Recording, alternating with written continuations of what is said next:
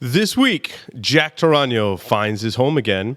Davidoff extends an existing line. Saga has a brand new release and FDA updates, so stay tuned.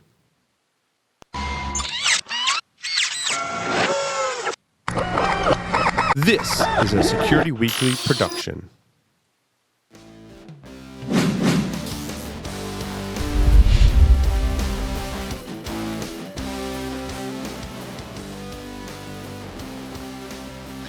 Welcome, everyone, to Stogie Geeks News. We're broadcasting live from G-Unit Studios in Rhode Island.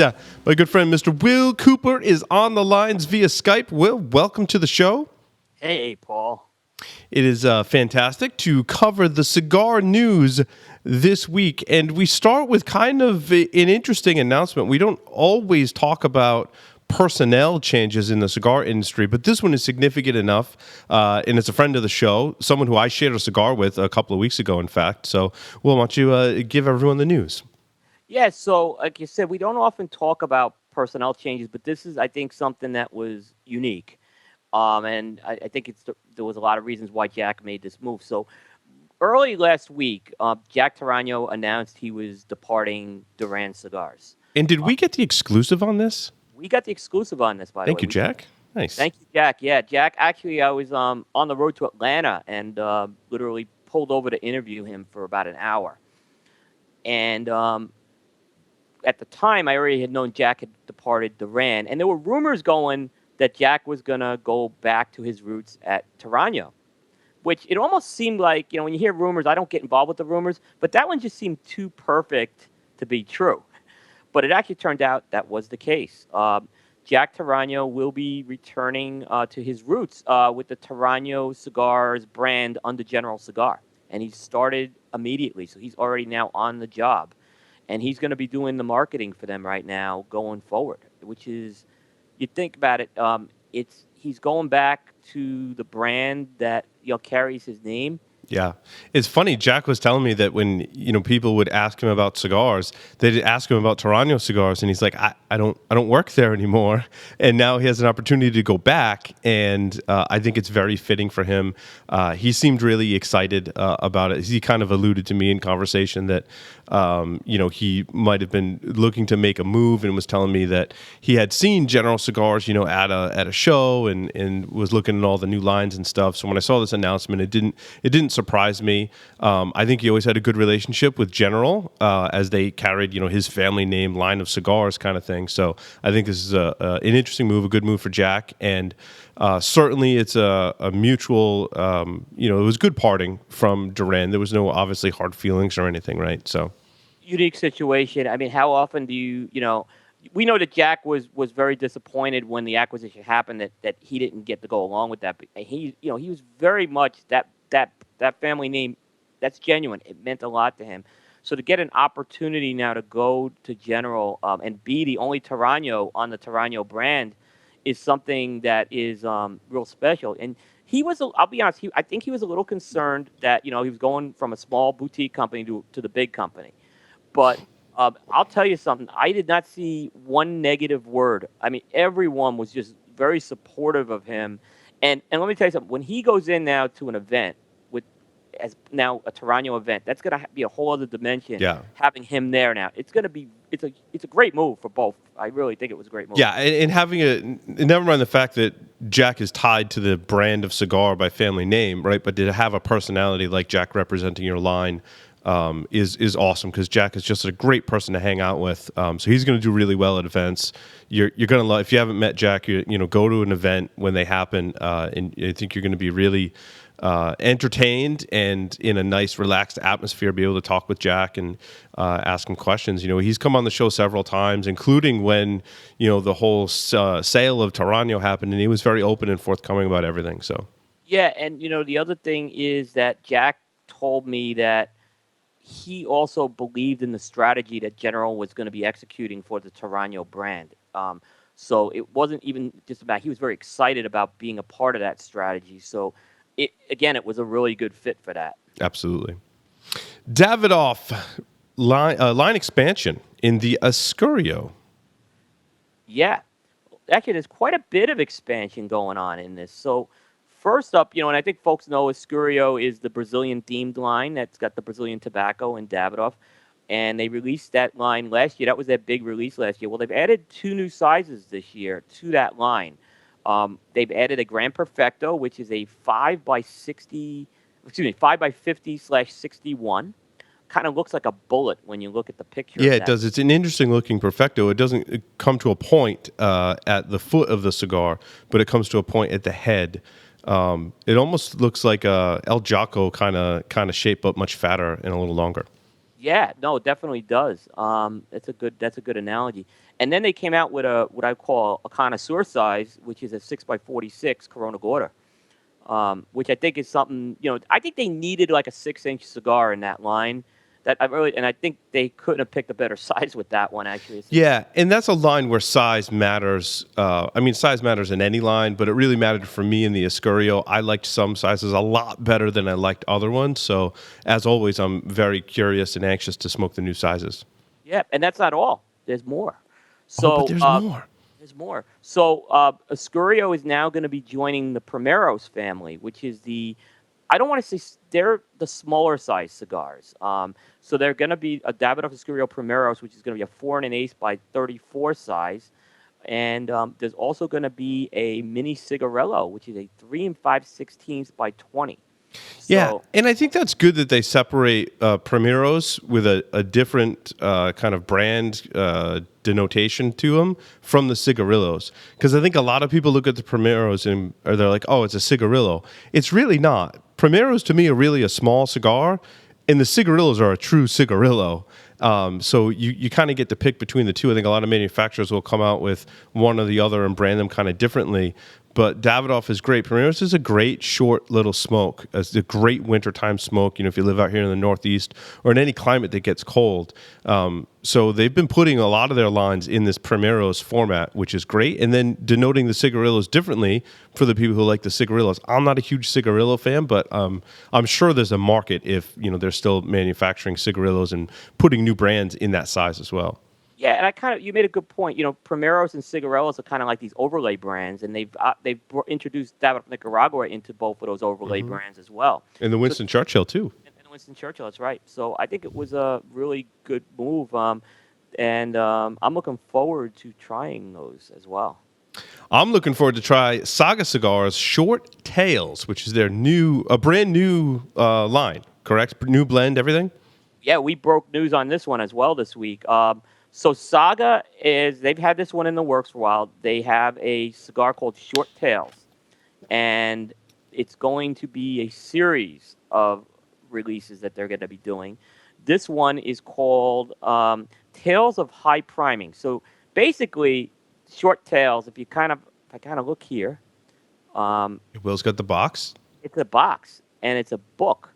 And actually, if I open this book, there's actually pages in the book, right? There's actually a story in here, yeah. Nice. And then you kind of go to the back. And there are the cigars. 4x58. Now, this cigar is a powerhouse, okay? High priming's the key thing. They're using Corona tobacco, Corona primings in the filler. And it actually will feature a Nicaraguan Habano wrapper. It's got an Indonesian binder, which John Michel Louis, the brand ambassador, explained to me that Indonesian binder is for combustion because there's a lot of those high priming fillers in the filler, which obviously you want to have good combustion. So that filler consists of Connecticut broadleaf and Reyes-grown Dominican tobaccos, including the Negrito leaf, which we're starting to see more and more of. I won't give too much away of it, but let me tell you, it lives up to its expectation. It is an excellent and it is a strong cigar.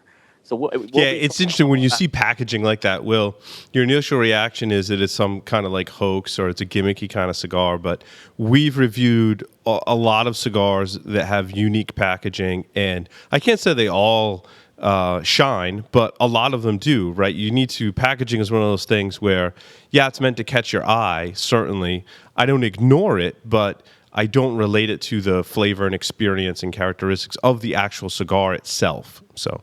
No, and even John Michel told me they're not the first company to do a book. Right. Okay.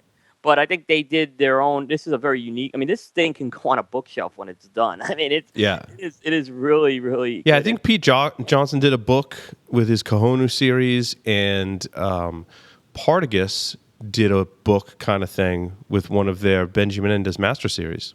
And Fuente's done it as well. And Fuente's done it as well. We did There it you with go. we actually the book we have the Oh, yeah. We yeah, have that sorry. somewhere. Yeah, I think it's hanging up somewhere in the studio. So, Yeah. and it's a 4x58, so it's a little stubby cigar, but very good, and was very impressed. Yes, combustion wise, it was great. So we'll be talking a lot more about that cigar in upcoming weeks. And, of course, this week's FDA updates. Yeah. So this actually happened the end of last week, and I think folks know that the first lawsuit by a premium cigar company was filed, and the man who kind of was leading the charge, and it was really three people that were behind this.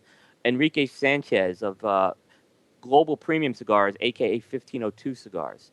Now he's filed this lawsuit, obviously challenging the regulations. We won't get too much into the legalese, but obviously he's going to bat, and he's got a couple of people with him who we know. He's got Jim Robinson from Leaf Cigars, and he's got our friend Luis Falto on board with this as well. So from what I understand, they're co-plaintiffs on this right now. They have a lawyer by the name of Frank Herrera, who people know in the cigar industry, representing them. And it's a significant move for a couple of reasons. First of all, it's the first lawsuit filed from the premium cigar industry. And while no one's come out and said it, Enrique, there was a statement made a few weeks ago by the three major trade organizations, the Cigar Association of America, CAA, the CRA, Cigar Rights of America, and the IPCPR, which represent the retailers.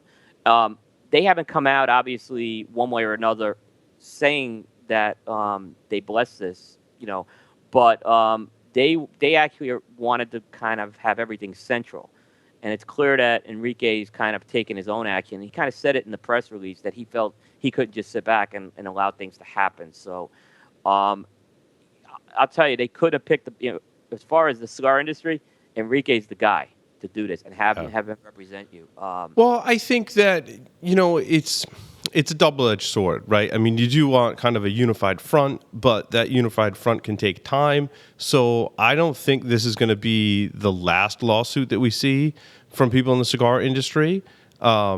I don't know how effective it's going to be. I don't have enough insight into the whole FDA process to understand how effective lawsuits are. And I think, there's a couple different camps. I think largely the people are like, stick it to the man, let's fight this kind of thing, which I think is good for boosting morale of everyone who's involved in the cigar industry. Of course, taking a unified front takes a lot more planning and the gears can move a little slower. But I think, we're going to see action on that more unified front, from folks at CRA and IPCPR as well. I don't think it's a completely bad thing. And like I said, I don't think you're going to see the last of it. I think people want to be able to stand up for themselves and fight this. I know that the FDA has a lot of lawsuits filed against them. Yep. I can't say with, any certainty how successful they are. But, it's interesting news nonetheless. The one thing is, and I know IPCPR and the other organizations, they've been under fire for what's being perceived as a slow response.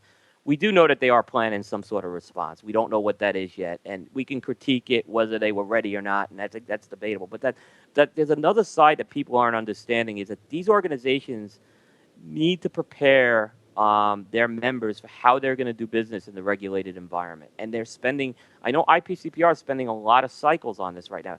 Their retailers are going to need to be educated on this going forward. And they can't spend 24/7 on a lawsuit either. And I'm not saying, I'm not defending them or criticizing them. I'm just saying they need to address that other piece right now, which is how they can keep their retailers from, in business. So I think that's important to consider that. Yeah, and I think it's important for understand what Will's just saying is that there's a lot of things happening behind the scenes. When you file a lawsuit, that's a very public thing. Right. Working with the retailers is something from a public's perspective that you're not necessarily going to see, and it's not going to make a splash in the news. But I can assure you, everyone I talk to in the cigar industry is doing something about FDA, whether it's planning, whether it's educating, whether it's fighting it in some way, shape, form, or fashion. And for me, it's positive in that people are doing stuff. We're not just sitting back letting this happen. People are actively doing things to prevent as much as we can this legislation and control the damage, really, at this point. I mean, we're going to get some kind of legislation, is my opinion. How restrictive that will be, it remains to be seen. Agree. Totally agree with you. And that's really where we are. And people are like, well, what's going to happen with FDA? I'm like, I don't know. We're going to get something, right? We're going to be this industry is going to be regulated. I mean, that's just a given. Right. That's what it is now. This is not up for debate. We're getting regulated. Yeah. So we'll see what happens. Of course, there's a big, political change that's going to happen with the elections coming up in November. Not sure how that's going to, that could affect it in a number of different ways, right? We're going to Congress, the House of Representatives, the whole thing, senators rather, that's going to change depending on how people vote. We're going to get a new president, for better, worse, or indifferent, right? We're going to get a new president that's going to appoint different people, most likely, to different positions, and that's going to change things. We can just hope for the best, and usually will, on this subject, like I know I belong to the NRA, right? And they make recommendations in your voting districts who has the best beliefs and views in that particular area. Do you know if CRA is planning a similar kind of thing? Yeah, they are doing things like that as well. Okay, so perfect. Go to cigarrights.org. You can find out, and they usually publish an election guide as it gets. Once they know who the candidates are, now we're starting to see the dust clear on all levels. The congressional races now are settled as well. You'll start to see more of that as well from Cigar Rights with the election guide. Yeah. And hey, it's a guide, right? We're not telling you who to vote for. CRA is not telling you who to vote for. It's a guide to help you make a more informed decision about where you want to cast your vote. So yeah, and look, cigars are very important to some people, and other people it's not as important. So you have to make your own decision, and that's a personal decision. Yep. We will get through this. We will. Well, that concludes Stogie Geeks News for this week. Thanks, everyone, for watching. You can tune in every Monday night, 6:30 p.m. Eastern Time, stogiegeeks.com/live. Get all the latest cigar news and reviews from cigar-coop.com. Thanks, everyone.